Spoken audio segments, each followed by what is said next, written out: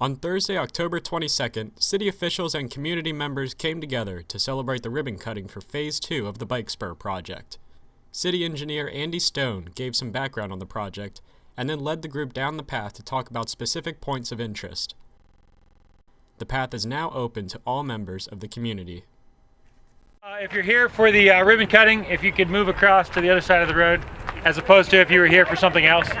Here for something else? Yeah. What are you here for if not this? Oh, wait a second, I'm here wrong again.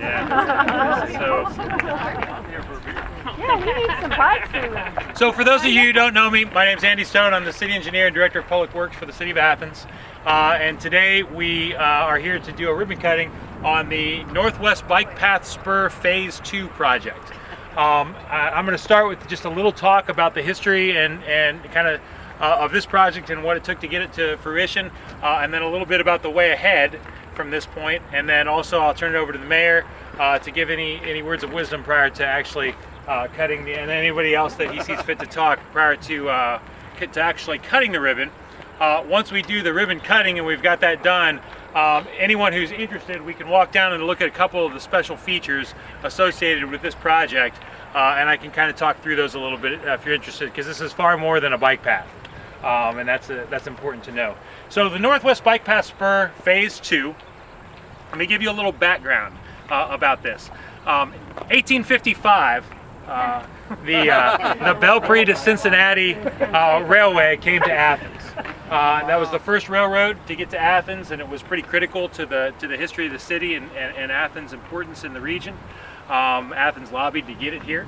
That railroad was active for about 130 years, and it followed that track that you see, and it's the section of railroad that goes through the middle of Athens. If you look at our map in Athens and you see the railroad where it goes through the center, that's what it followed, and then went to points west, ultimately through the Moonville Tunnel over in Vinton County, and then on up to Chicago. And the way that it followed was via this railroad bed that you see over here. In the 1980s, early 1980s, mid 1980s, it ceased operations. Through changes of ownership in the railroad, the different railroad companies made the determination that line was no longer necessary, and proposed to sell off sections of line. In the early 1990s, our city leaders, in their infinite wisdom, saw fit, without necessarily knowing what it was going to be for, to recognize that those rights of way associated with the railroad made a lot of sense to acquire for municipal use. Now, some of it was purchased by Ohio University. In fact, a great deal of it was purchased by Ohio University. But the section from the water treatment plant onto 682, including this bridge here, was purchased by the city leaders in the early 1990s. Flash forward to the late 1990s, almost 2000 timeframe. The University Estates planned unit development came to the city, and Athens City Council struck an agreement with the developer to annex 850 more acres into the city. And part of that annexation agreement was the planned unit development. It's a big, long agreement that talked about a number of different things. One thing we in the city agreed to in that agreement was to secure grant funding and oversee construction of a bike path spur to the University Estates development. So that's something that has sat in that agreement for the last 17 or 18 years. And was just there. So we knew that it was there. In 2010, we found funding through the Ohio Department of Natural Resources, specifically the Recreational Trails Fund, to build what we call the Northwest Bike Path Spur Phase 1. And what that included was the portion from the Hockhocking-Medina Bikeway on the other side of the river, up onto the top of the old railroad embankment at less than a 5% grade, so we can meet ADA requirements, and then the redecking of the abandoned railroad bridge in order to be a pedestrian and bike bridge. And of note, when we did that project, that redecking is done in Southeast Ohio, White Oak. We could have used treated timber purchased from a store, maybe shipped from somewhere else, but we instead used white oak decking, and that will last far longer than any treated timber you would buy from the store. And it was harvested sustainably here in southeastern Ohio and then turned into a bridge for us. And so that was the end. And a lot of people said, hey, well, that's the bike path to nowhere, right? When's it going to keep going? And we said, well, we got to work on getting some funding pulled together to get the next section. So we looked at the next section and what we called phase 2, which was from the end of this bridge up to University Estates Boulevard, somehow through this field here, and then up this ravine to get to University Estates Boulevard. As this project has come to fruition, we realized that we almost need to break it into 2 sections. And instead of calling the whole thing phase 2, call it phase 2, and then we've recently decided to call the next section, which will ultimately get us to University Estates Boulevard up this ravine, which has some additional challenges associated with it, phase 3. But let me talk to you briefly about what phase 2 is. In order to get this built, we had to acquire property. The city did not own this field. Several years ago, we sought funding through the Clean Ohio Fund in a program called the Clean Ohio Conservation Fund, which is used for municipal and county governments, townships, and 501c3 conservation groups to acquire property for perpetuity to keep in some sort of conserved wilderness or some sort of conserved non-intensive use state. This was a farm field owned by the Hope family.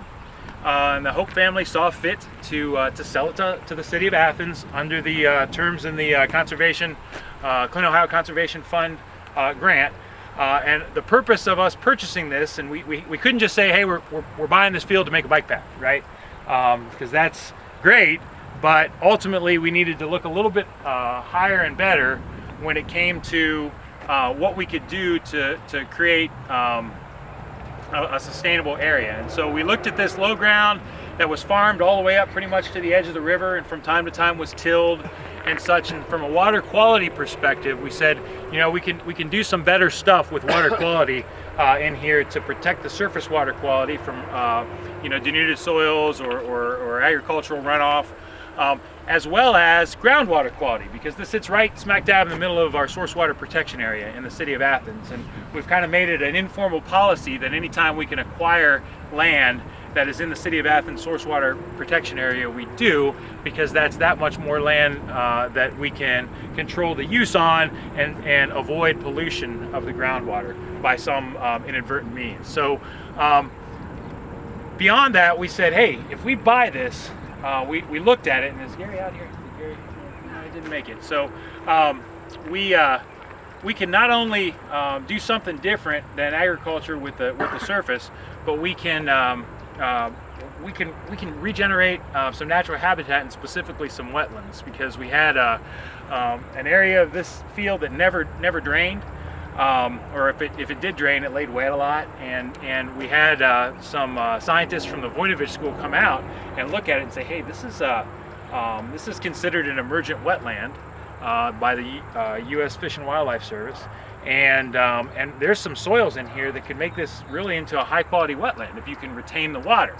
And so we put together our application and applied for the Clean Ohio Conservation Funds and said, we're going to build a bike path, we're going to reforest the edge along the river to promote surface water quality, and then we're going to build a wetland to have better habitat in the area and ultimately lead to a high quality wetland. So we got the money.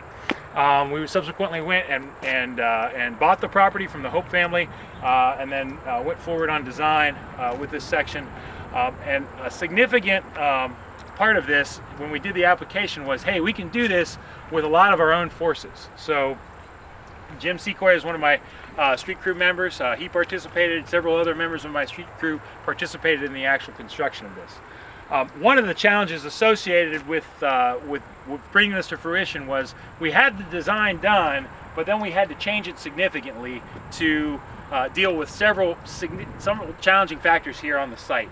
One of which is a 50-foot wide gas line easement, a high pressure gas transmission line easement, and we'll talk about that. And those guys want nothing to do with a bike path over top of their gas line easement, nor a wetland over top of their gas line easement. So we had to kind of thread the needle between the space that we were allocating as a wetland and those hydric soils and the gas line easement. So that was one of the major challenges. Obviously, we have a lot of grade issues. We've got some soft soil issues, had some fill needs. We had the 100-year floodplain, and more specifically the floodway, that we had to stay out of the floodway in order to stay in compliance with our flood regulations. So there were quite a few challenges to land at this final alignment that you see here in front of you, but we got it done. And so when we get done with the ribbon cutting here, we'll walk and we'll look at a couple of the aspects of it. Oh, and one other thing that I should note, as part of our water quality efforts through the Athens Soil and Water Conservation Service or Conservation District tree sale, we purchased 6,500 trees. And with city staff and volunteers and second graders, although they didn't plant very much, we have planted 6,500 seedlings in the section from the bike path this way. So it's hard to see them, obviously, because they're this big right now, and the deer will probably eat 70% of them, but that's kind of what you get when you do seedlings. But if 10% or 20% of those grow, in a few years we'll really start to see this area start to reforest, and the area on the other side turn into a high quality wetland. So that's been our effort here over the last several years, really. And we're looking forward to moving forward to phase 3 and trying to get it poked the rest of the way up in accordance with our bike and pedestrian master plan, which our city leaders have saw fit to put in place, and we're really trying to tackle. So with that, I'll turn it over to Mayor Weil. Okay. Makes it sound so easy, doesn't it? Not a lot of moving parts. It's just like, let's go get the money and go. Then we have to do with the engineering, talk about saving the riparian area, preserving that, wellhead protection, floodplain, lots of moving pieces. So it's easy, I just have to sign this stuff every once in a while and say, oh yes, this is great.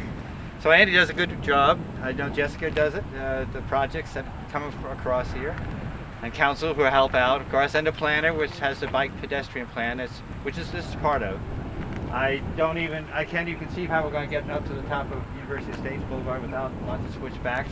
It'll look like one of those, spy movies where we have to zip back and forth every hairpin turn. I'm going to like this because I live on Mary Street that way, and this looks like I'm going to have to find out the mileage. So I can actually do a lap between the two bridges and this one, and once the other bridge gets done, maybe even 3 bridges. Again, this is a growing activity to make it both as recreation and transportation in terms of bike path.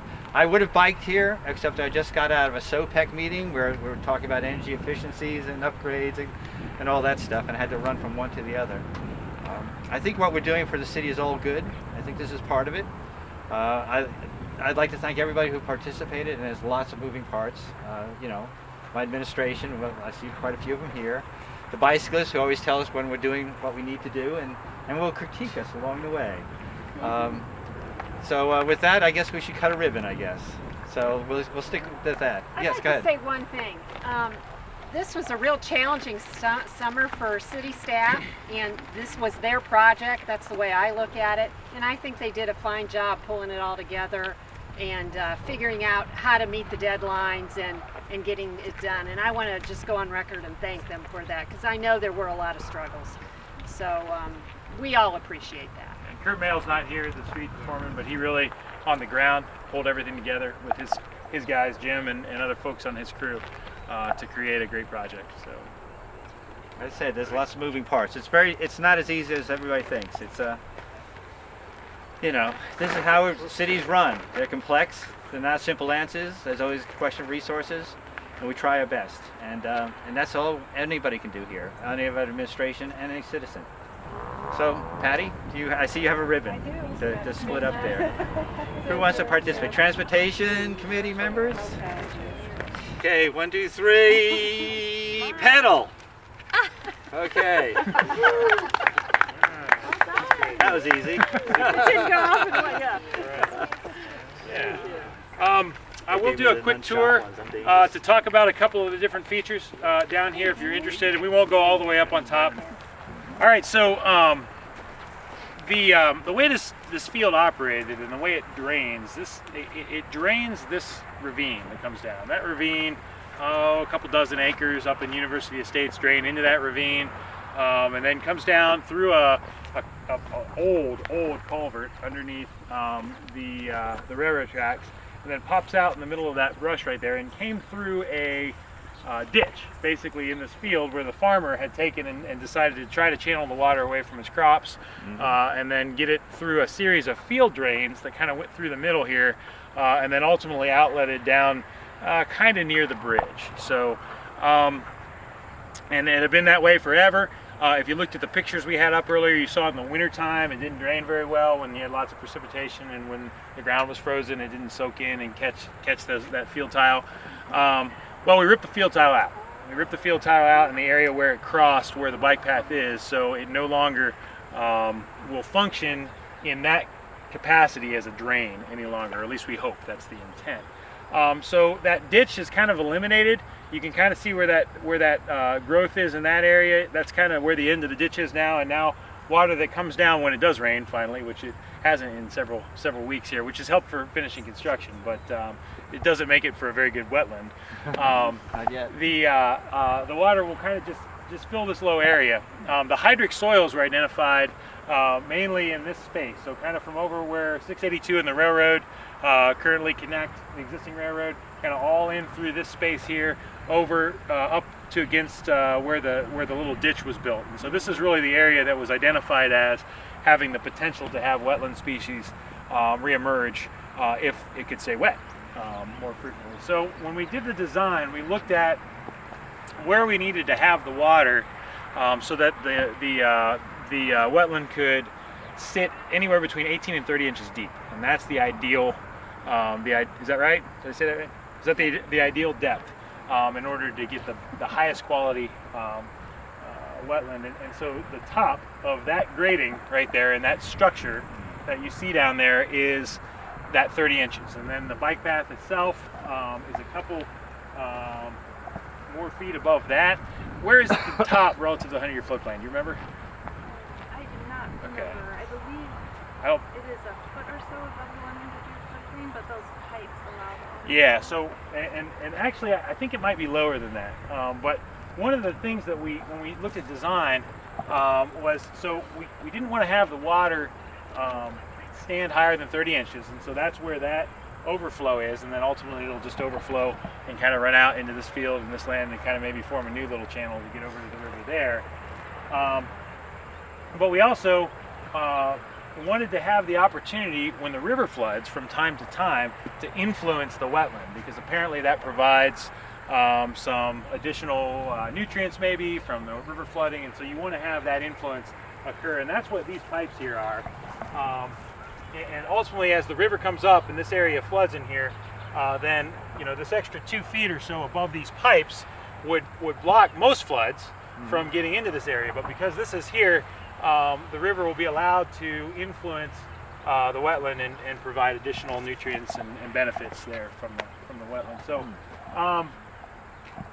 the picture right down there, that is Jessica's tadpole. So it's the Tadpole crossing? No, it's not a tadpole. Well, yeah, tadpole. the street crew made that sign for her when she was trying to describe to them what they were building. So but yeah, we did attempt to kill a lot of the Johnson grass in this area, but we weren't allowed.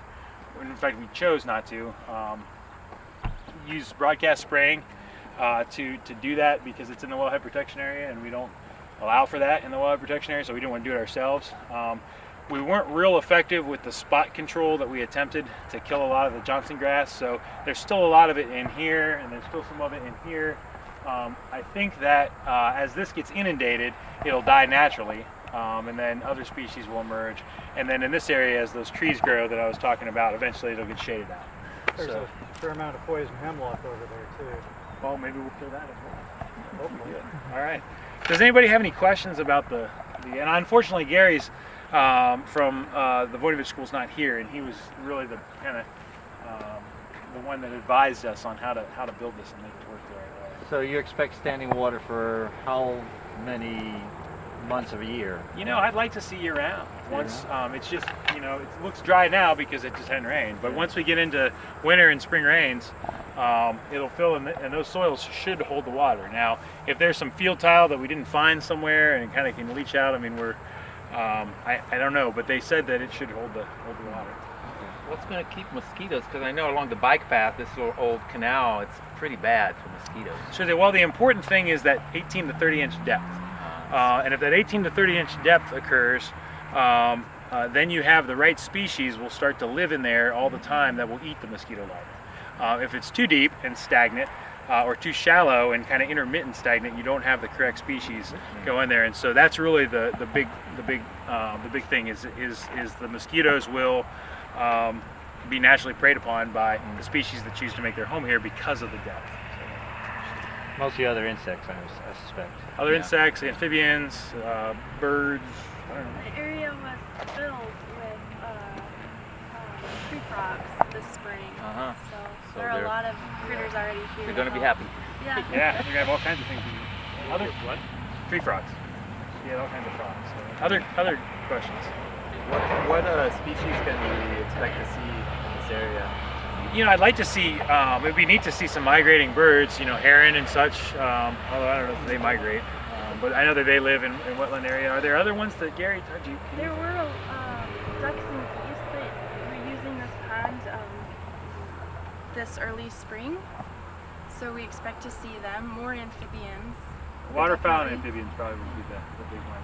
Probably herons eventually, since they're up and down the river anyway. If they find this is a good place to go roost and feed. We talked about doing a, working with the board, and we'll see about this, about putting some sort of interpretive sign out here to talk more about that. And somebody smarter than me about biology needs to be the one to be in charge of such a sign. There's a whole department in there someplace at University. You can see the gas line right through here, and this gas line's been here for a long, long time. I think the Hope family granted the easement in like 1917 or something. Yeah. So to a previous version of the gas company, it's a high pressure transmission line. So it's different than the little gas lines that run through the city. That if there's a gas leak, call the fire department. It's not that big a deal. Here, it's a big deal if that gas line is damaged, and so they were real particular with us with design, and then when we were constructing this to make sure that we didn't get within their easement zone, which is 25 feet from the center line to either side. Does this link into the one that's on the other side of the river at the park? It crosses up a little ways, and a portion so of that's it, probably the one that cuts through our. Every once in a while, the community garden would start planting trees there, and the gas company would get upset for some strange reason, Where does it go from here?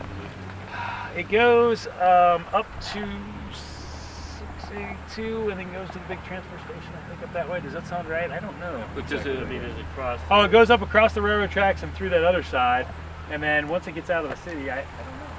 So the trail does really cross over it. Yes, the trail does cross over it. Yeah. But the railroad was already there, and we've got a good distance above it. There's high pressure gas lines in other places in the city. There's a significant one up at University of States that crosses through there. As long as you do it correctly, you can work over it, but they watch it like a hawk.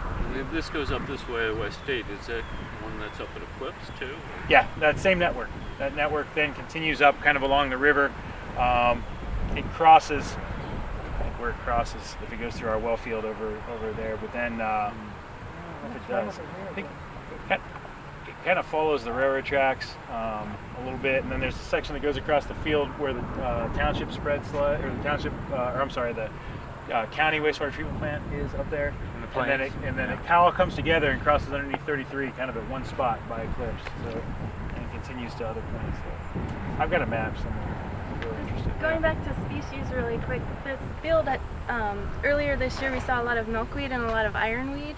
Later on, and there were so potential for a lot of butterflies to come through too, now that it's not being farmed. So you could get another name for a brew, butterfly brew or something like that. See? And don't plant any little fish here, okay? Low spot here. Yeah, so I can talk briefly about phase 3. You can see this ravine if you look up kind of over my left shoulder that goes up to University of States Boulevard, and if you ever walked it, it really isn't too bad until you get to the top. And then you got to figure out how in the last couple hundred feet how we're going to get from up to University States Boulevard, and we've got a design right now. It probably is going to need to be tweaked. We'll probably use mechanically stabilized earth retaining walls to be able to build a couple switchbacks up at the top. But for the most part, it's pretty straightforward. There's been a couple other utilities go through there. My water line goes through there to serve University States from the booster station that you see there, as well as the AEP line goes up there, aerial to a point, and then goes buried underground up at University States. And we just got a donation of that land. It's working. It's on working. it. Okay, Yeah. it's not there yet. Yeah. Okay, I The spoke too donation soon. is in the works. Okay. There's some legal work that needs to be done still by the attorney for the donator. Okay. In order for us to accept it. That's one of the reasons why we're breaking it into a phase 2 and a phase 3 instead of just keeping that as part of phase 2, because we needed to get this done because of the grant funding. We had till October 31st, I think, to be done and tell ODNR that, hey, we did it. We did it. Okay, great. Andy, what that bike path connect up there, just short of the top, where the signs now saying bike path? Yeah, those signs in Dr. Connor's grand plan was that he was going to have golf carts drive up and down and be able to come down to the golf course. Yeah, but so that's left over from that. But it's going to, those signs are, but it's going to connect to, if you look at University States Boulevard, it goes from about 24, 26 feet wide to like 32 feet wide. And that's the point where it connects. There's a road that it never was platted. It's a gravel road that comes down to Armitage a little further down here, and so it basically will end just downhill from that road. So that's phase 3. It's phase 3. Stay tuned. Yeah, we got to figure out. And for those of you who are interested, Tom mentioned here, we have the contract signing on Monday for the Columbus Road Bike Path Spur, which is something that we bid 3 times, and finally on the last time we got a good bid. And so we're looking forward to getting that under construction here soon, to be finished by maybe this time next year. And actually, we were about, it got more expensive each time, and Andy went back to talk to them and got another $600,000 towards the project. So that's a lot of work to do that, We squeezed money out of the design as much as we could, and then we went back and asked for more money. Yeah. We'll have our share to put in there too, but again, not nearly as much. Yeah.